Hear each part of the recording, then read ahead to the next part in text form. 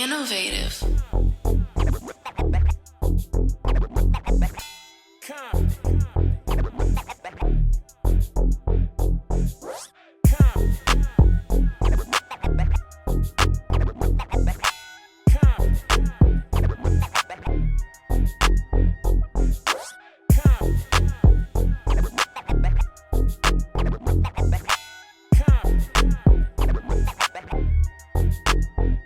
It's your man, Deshaun Showtime Watkins. It's the Booker man himself, Shiloh Greaves. No cool ass Cam, the coolest motherfucker on the planet. And welcome to the Culture of Comptonmania. Booker man, what's happening in the wrestling world? Gosh, what's not happening? Cam, let's bring up our chat if we can. Well, while Cam is bringing that up, what just happened tonight, CM Punk came back and won the WWE title on Raw. The best in the world, baby. Off of Sami Zayn. Wow. Sammy had a good run, though. He had a good couple of days. His reign was longer than Kane's. Yes. It was nine times longer than Kane's. And I actually seen him push the belt on the swing. That was pretty awesome. Honestly, I mean, what were we expecting? I mean, like, Sammy, he did not have the build going into this. Okay. He didn't, it was definitely a business decision. Okay. I think giving him that pop in Saudi Arabia, they needed the moment, and sometimes that's just what happens when you're booking stuff. Sometimes there's a night where the atmosphere is there, you know, Saudi Arabia. Well, Saudi Arabia, he has ties to that land, religious ties to that land. Wow. So, and I remember when they first started doing those shows, he actually couldn't go to Saudi Arabia for a while. Wow. Due to the political situation. But now it's relaxed a little bit there. He's able to go there. He was able to go on whatever Holy Land he had there. And so he has a big connection with their local audience. So whenever he goes to Saudi Arabia, he commonly gets the biggest pop. I think that, I think a lot of people were expecting him to drop it right back to Cody. Okay. I thought that was going to happen too. I did too, and I'm glad that he didn't. Because I think Cody, the fans would have absolutely ate him up for that. With CM Punk, it was a situation where I believe they were in Chicago tonight.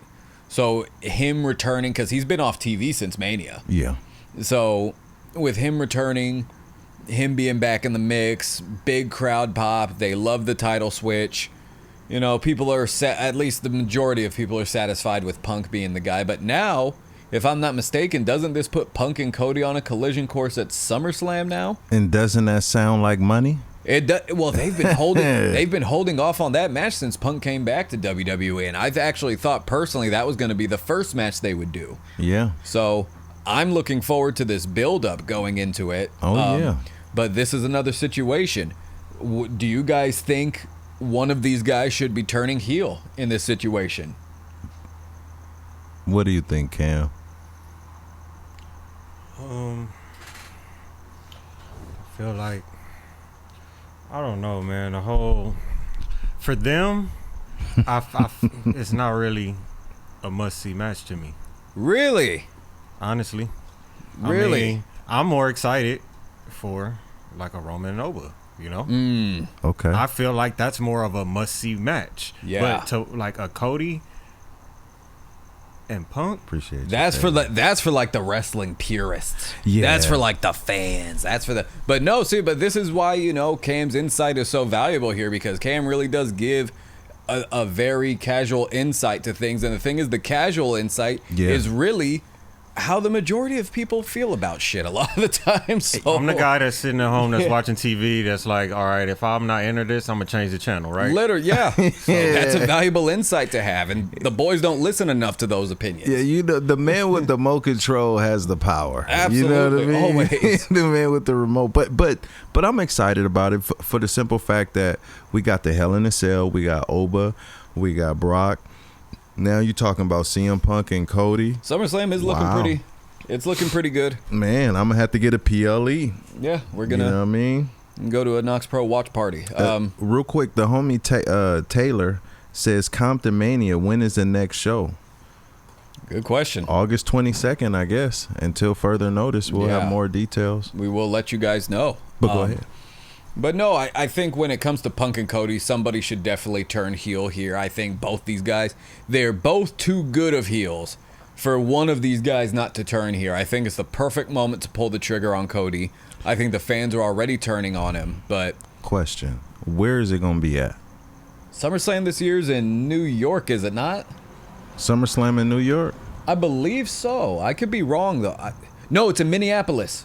SummerSlam's in Minneapolis this year. The Lakers' old home. Yeah, that was okay. So yeah, but that should be interesting though. But CM Punk winning the belt, I quite honestly, for some reason, I didn't see that coming tonight. But moving on. Alrighty. Man, we didn't see Sammy getting this. That's true. Nobody called it. Nobody. So yeah, that nice up, swerve, brother? nice swerve, WWE. But moving on, we got Vince Russo, friend of the show. Mm-hmm. He is former WWF writer, WCW writer. A lot of people largely consider him famous for writing a lot of the Attitude Era. Yep, legend. But they also consider him responsible for the death of WCW. So, double-edged sword Did of a he legacy. pick the finger point of doom? No, he did not. Okay, so That was Nash and Hogan. That was all the boys that got to own that one. But so Vince Russo, he's saying that JCW is having a talent problem that makes storylines harder to write. So I read the article for you guys, so you didn't have to. But what is JCW? I'm sorry. JCW is Juggalo Championship Wrestling. Okay. So the And is he Juggalo. their writer? Yes, he became their head writer last year. And one thing is, I feel people could say what they want about Russo, but when he gets involved in a project, differences are made. Whether they're good or they're bad, differences are made. You see the ball move in some direction. Right. And that's why I've always kind of just admired him. It's like, okay, this ain't happening, shake it up. Sometimes he shakes it up too much, but regardless, because, I can respect he's known it. for like the object on the pole match. Yes. So, I mean, you can only do that so many times. Absolutely. For so many objects. Yeah. They did the barbecue sauce on the pole. Like, they did all kinds They did Judy Bagwell on a pole. Yeah, that Every- Oh, wow. Everything. But It becomes How a you put rib. somebody's mom on? Yeah. You know what I'm saying? Well, so it's been done before. So Russo said that the issue they were having with writing at JCW was the talent is there's availability issues. And this this is one of those things where, you know, writing for independent wrestling gets very complicated. And one thing that I think is a very valuable lesson here is JCW has brand value. It has that, like, it was semi big in like the mid to late 2000s. Okay. But, you know, it still has just that lore to it. So with him being there and with him still having difficulty putting, you know, stories together, this is a guy who wrote the biggest boom in wrestling history. So it's very much, if he's having an issue, this says a lot about the state of independent wrestling, because if you guys want operations to build, you have to be all in. If you want a storyline, if you want creative, if you want all this stuff, you have to be available. Yeah. I lost count how many times as a booker that we had to throw storylines out because somebody wanted to take a booking elsewhere. Hey, I get it. Independent contractors. I'm not mad at it. But at the same time, don't come to me begging for creative. Too many people, like these wrestlers will literally beg you for a storyline. You'll write 3 shows out for them, and by the second show, the storyline's done.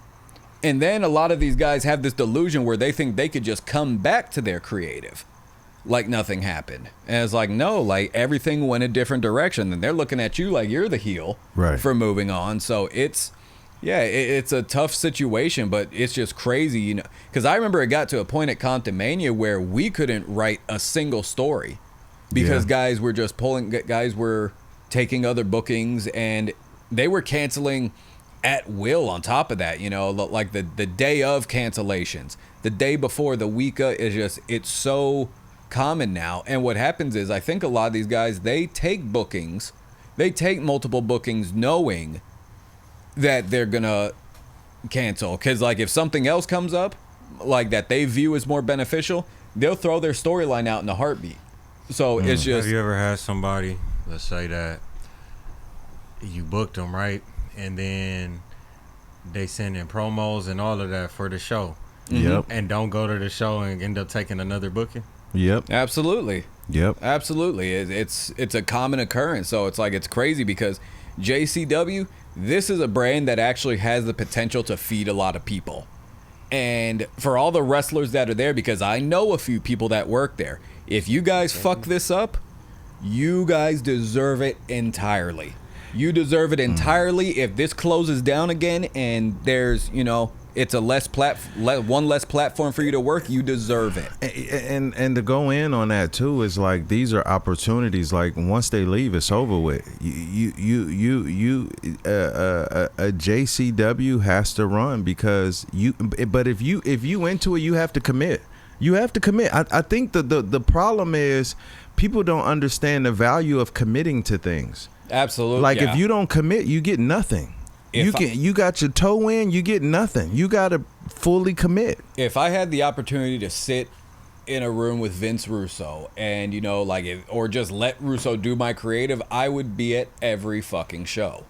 Like, that, I would make that my main priority. So it's just, I mean, I don't understand the finances of it. There may be financial stuff where it's like, if they're paying you more at the other booking, then by all means. But at the same time, this platform is going to be more beneficial for everyone long term because it has its own niche. It already has its own large fan base, and yeah, like, it's gonna be a historic fumble if this goes downhill again. My man Taylor said JCW needs some help. They need some help out. Like, I think all independent places need help. Well, right? Violent J did an interview where he was talking about they're losing up to $10,000 per show. Oh my! So they want to. Basically, he wants to just make it a self-sustaining operation. Yeah. And in my opinion, it's just, and that kind of just adds on to, like, my disdain for this situation because it's like, if you guys knew, I think it's key for every wrestler in wrestling school. Every person has to run at least one show. Once you run at least one show, your entire mentality towards the business will change. I will go a step further. I will say one show a year. Yeah, or just one, because I guarantee a lot of these guys that think they know how to run a show, they know what they're doing, they would never go for that responsibility again. Man. So I just had a conversation today and I was telling somebody about all the things that you don't even think about you need to do before you even have a show. We ain't talking about permits, we talking about insurance, we talking about all that stuff, you know? Yeah, just to get the ring rental, production, all that stuff. This stuff isn't free, so it's and more. And here's the thing: more companies close down than succeed. Remember that's that. A fact too. It's like a 25-to-1 ratio. Yeah. For every one company that succeeds, it's 25 that closes down. Fact. But yeah, poor Vince Russo. Let's hope they turn it around there in Detroit. Yeah, we rooting for you, Vince. But moving on. Our other story, our friend Ridge Holland. Ridge Holland, he had an unfortunate incident. There we go. So this is a tough situation. So Ridge Holland, he hurt Big E Langston on a belly-to-belly suplex. I think this was in 2021. That's what ended Big E's career? That ended up ending Big E's career. And what happened was very unfortunate. And, you know, I guess he spoke out recently and he says that the Big E accident stereotyped him from the top down. Wow. In WWE. And I think that... there was definitely more substance to that interview, but that was just the main headline from it. But for him to say that from the top down, right? Yeah. So we're talking from the, like, because at that point Vince may have probably still been in charge. Yeah, but let me be honest, right? Mm-hmm. I never heard of this dude. Mm-hmm. And it seems like the most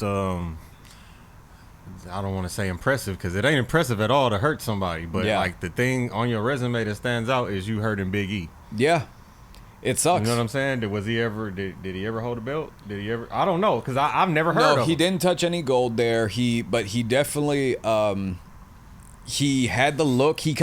I feel like he had all the tools to become something, but this kneecapped him before anything could take off for him. And what happens is, I get on our talent a lot about protecting themselves, protecting their necks, their heads especially, because when you get hurt for real, like sometimes it can be like this was life-changing for Big E. And I only talk about being hurt. There's the position of being in the guy that hurt someone. And there are, in a way, it is so much worse. Well, look, carrying that guilt. Look at it like this. Wow. It's some people who hurt people, right? Mm-hmm. And they still going to have great careers. They do. But everybody's not a Bill Goldberg. Everybody's not a, you know what I'm saying? Yeah. And Bill Goldberg, you know, and I think it's fucked up what happened with him and Brett, because Goldberg, he genuinely felt bad about it. He did not, like, he was not happy about that. He didn't want to hurt Brett. He was reckless as fuck, but he didn't want to hurt Brett, you know, and eventually he stopped caring because Brett was just hammering it into the ground. I think Brett makes money talking about it now. But yeah, like, he doesn't like hearing about that. But the fact is, even at that time in WCW, nobody ever thought about burying Goldberg because he hurt Bret Hart. You know what I'm saying? You know, and Goldberg, and that's the thing, like, when you have higher stock in a company, that matters. It matters. When you're on the rise and you hurt someone, like, think about this. I mean, Owen Hart, God rest his soul, but if Stone Cold never came back from that pile driver at SummerSlam 97, like, he would have, like, they would have buried him. They would have sent him to China at that point. So it was just this situation. Bischoff would have took him. Probably, but that stigma is real, right. You know, and that's why I always tell guys to be careful, because, like, there's the one side of being hurt, and then there's the other side of it, because once you get a reputation for hurting people, it is very difficult to wash that fucking stink off. You are not going to unhurt, like, you have to go on like a streak of perfect matches for like years in order for people to trust you again. I mean, and all it takes is one botch to ruin that. Bottom line, this is why training is important. Obviously, he's trained, but obviously it's just, why even do that belly to belly? Like, I'm looking at that sucker and I'm just like, why even do that? Well, like, no, and this is the thing, man. Like, these guys are trained. They're trained by, like, the highest level you could find, and that just goes to show you, even on that level, this can happen. Even the top guys can get hurt. And this here, doing that, I'm pretty sure this is a move that both of them have done and taken before. But it's just, sometimes it's the footing, sometimes sweat plays a factor, timing. I honestly, I don't like that bump. I don't like that, because there's too many things that can go wrong going over somebody's shoulder like that, depending on how high you jump, how he flip you or toss you. And if you're Big E, you have all that mass is coming straight towards your neck area. Yeah, that's like 300 it's just pounds. It's not a good move. Like, honestly, I like it from the back pause.